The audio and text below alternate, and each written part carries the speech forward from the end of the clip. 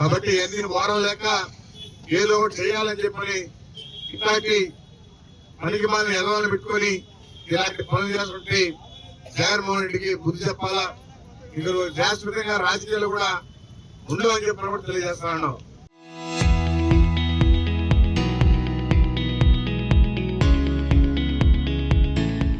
ఎందుకంటే ఇట్లాంటి కోరికలను పెట్టుకొని ఇలాంటి పనులు చేస్తే ప్రజలందరూ కూడా నిన్ను కూడా చీకొడతారు. ఎందుకంటే ఒక ముఖ్యమంత్రి 70 సంవత్సరాల వయసు, ఆయన ఒకసారి కాదు 4-5 టూర్లు ముఖ్యమంత్రిగా పనిచేసినట్టు చంద్రబాబు నాయుడిని ఈ ఈజరవిడి చెప్తాడా? ఇది కుక్కేడు.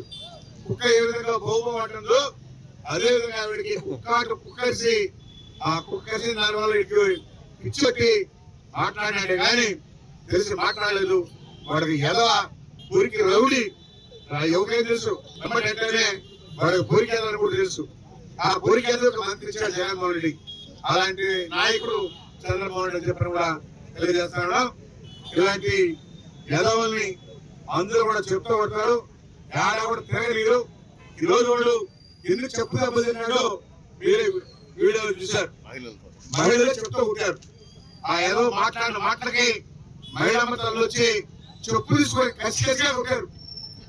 కసిగా అది కూడా ఊరికే చెప్పులు పెరుక్కొని వాళ్ళు వచ్చి కొట్టారంటే నీకు ఇంకా బుద్ధి రావాలని చెప్పని కూడా తెలియజేస్తూ, నువ్వు ఎంత ఎదవో ఈ రాష్ట్ర ప్రజలు 5 కోట్ల మంది కూడా చూశారని చెప్పని కూడా తెలియజేస్తూ, అందరికి కూడా పేరు పేరు నమస్కారాలు తెలియజేస్తూ సెలవుస్తున్నాను.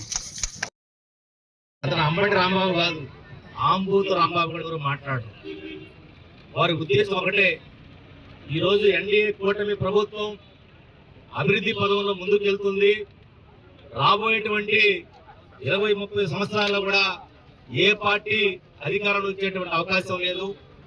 ఇష్టం వచ్చినట్టు మాట్లాడితే, అరెస్టులు చేస్తే ఈ ఎన్డీఏ కూటమికి వాళ్ళు బ్యాడ్ నేమ్ తేవాలనేటువంటి ఉద్దేశం తప్ప ఈ జగన్మోహన్ రెడ్డికి వేరే పని లేదు. ఈరోజు ఆ రోజు సిట్టు దర్యాప్తు తిరుమల తిరుపతి దేవస్థానం లడ్డు విషయంలో వేసింది వాళ్ళు, నిజాలు తేల్చాల్సింది వాళ్ళు. కానీ ఈరోజు సుప్రీంకోర్టు ఆదేశాలతో సిట్టు దర్యాప్తు జరిగినప్పుడు నానాటికి చిలింపజేసి వాళ్ళ ఆరోగ్యాలను చిలింపజేసి చచ్చిపోయే విధంగా చేయాలనేటువంటి ప్రయత్నం తప్ప ఇంకోటి కాదని చెప్పి చాలా మంది పెద్దలు చెప్తున్నారు. ఇది ముమ్మాటికి వాస్తవం.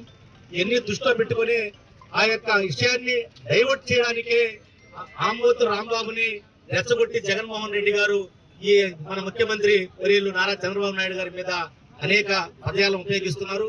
ఇది మంచి పద్ధతి కాదు. రాజకీయ ఈ జగన్మోహన్ రెడ్డి ఒకే ఒక పన్నాగం డైవర్షన్ పాలిటిక్స్ తీసుకొచ్చి అంబటి రాంబాబు అనే వ్యక్తిని బలి పశువుగా చేసి ఈ రోజు అనవసరంగా ఈ యొక్క రాంబాబు దగ్గర బూతులు మాట్లాడించినటువంటి పరిస్థితి. ఈ యొక్క శ్రీలోనుడు ఏదంటే అది మాట్లాడి రాంబాబు ఈ రోజు మన 75 సంవత్సరాల ముఖ్యమంత్రి, 75 సంవత్సరాల వయసు గల ఈనాటి ముఖ్యమంత్రి, 40 సంవత్సరాల రాజకీయం కలిగినటువంటి రాజకీయ అనుభవం కలిగి 20 సంవత్సరాలు ముఖ్యమంత్రిగా పనిచేసి ప్రపంచవ్యాప్తంగా అభిమానులు కోరుకున్నటువంటి ఈనాటి ముఖ్యమంత్రి మీద ఇటువంటి మాటలు అసభ్యకరం. అదే విధంగా ఈ రోజు ఈ ప్రజలందరికీ కూడా బహిరంగ క్షమాపణ చెప్పాలి.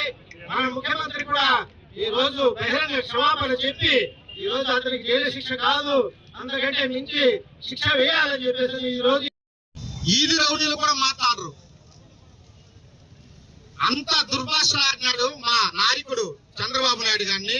కాబట్టి అతన్ని కఠినంగా శిక్షించాలని ఈ రోజు వెంకటగిరి మా నాయకుడు కురుగుల రామకృష్ణ గారి ఆధ్వర్యంలో ఈ రోజు నిరసన కార్యక్రమం జరుపుతున్నాం. మనందరికీ తెలుసు, టీడీపీ గవర్నమెంట్ వస్తానే చేబ్రోలు కిరణ్ అనే అతను టీడీపీలో ఒక నాయకుడుగా ఉండి మంచి విషయాలని మన మీడియాకు తెలియజేస్తున్న వ్యక్తి జగన్మోహన్ రెడ్డి గారి సతీమణైన ఒక మాట అన్నాడు ఆమెను భారతమ్మని. దాంతో ఆ రోజు అంబటి రాంబాబు బయటకు వచ్చి మన చంపేయాలా, మన నాలి కొలసేయాలని పెద్ద రచ్చ చేసి రచ్చలు సృష్టించాడు. ఈ రోజు నీ పరిస్థితి ఏంది, నీ బతుకేంది? వెంటనే చంద్రబాబు నాయుడు చర్య తీసుకున్నాడు. కిరణ్ ని అరెస్ట్ చేయించాడు, జైల్లో పెట్టించాడు. ఈ రోజు దాకా కిరణ్ వారిస్తే క్రమశిక్షణ పార్టీ అంటే చంద్రబాబు నాయుడు అంటే క్రమశిక్షణ అంటే చంద్రబాబు నాయుడు. చరిత్ర సృష్టించినోడు ఇప్పుడు ఆ చరిత్రని తిరగరాయబోతున్నాడు. అబద్ధాల గోడల్ని బద్దలు కొట్టి నిజాలను రాగా మీ ముందుంచబోతున్నాడు. నిజమైన వార్తల కోసం వెంటనే డౌన్లోడ్ చేసుకోండి రా యాప్ని.